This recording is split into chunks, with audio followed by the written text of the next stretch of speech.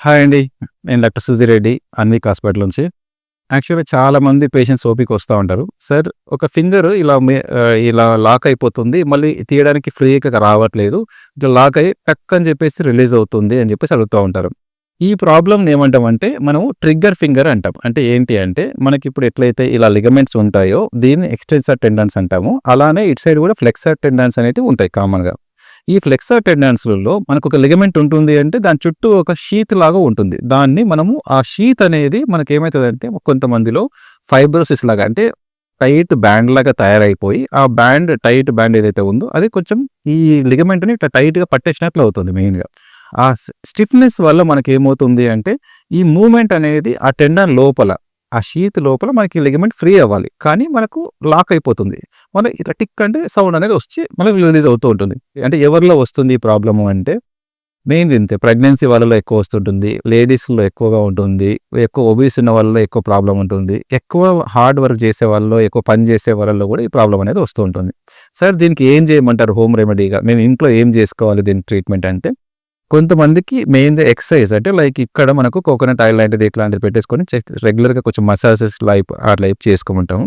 కొంతమందికి splint type ఉంటుంది. Splint support లాగా వేసుకోమంటాము. మీరు రెగ్యులర్ యాక్టివిటీస్‌కి ఇబ్బంది పెడుతుంది. అండ్ కొంచెం మరీ ఎక్కువ పెయిన్ వస్తే మాత్రం కొంచెం నొప్పుల టాబ్లెట్లు అవి డాక్టర్ దగ్గరికి వెళ్తే నొప్పుల టాబ్లెట్స్ అవి ఇస్తారు.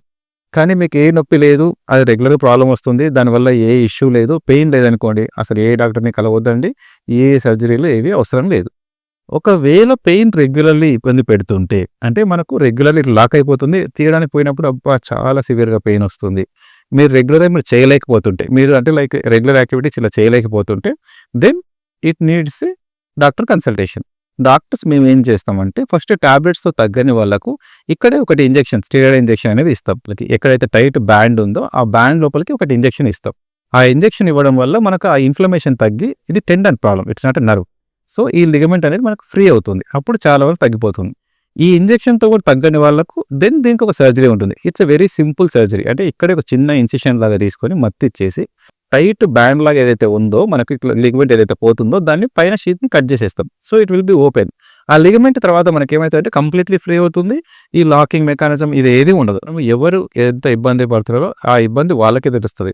సో, ఏది అవసరమా? లేదా? డాక్టర్ ఏదో చెప్పారు సర్జరీ అవన్నీ పక్కన పెట్టేస్తే, మీకు రెగ్యులర్‌గా ఇబ్బంది పెడుతుంది. రెగ్యులర్‌గా ప్రాబ్లమ్ క్రియేట్ అవుతుంది. అంటే అప్పుడు చేసుకోండి. లేకపోతే you can avoid this surgery. Okay. Thank you.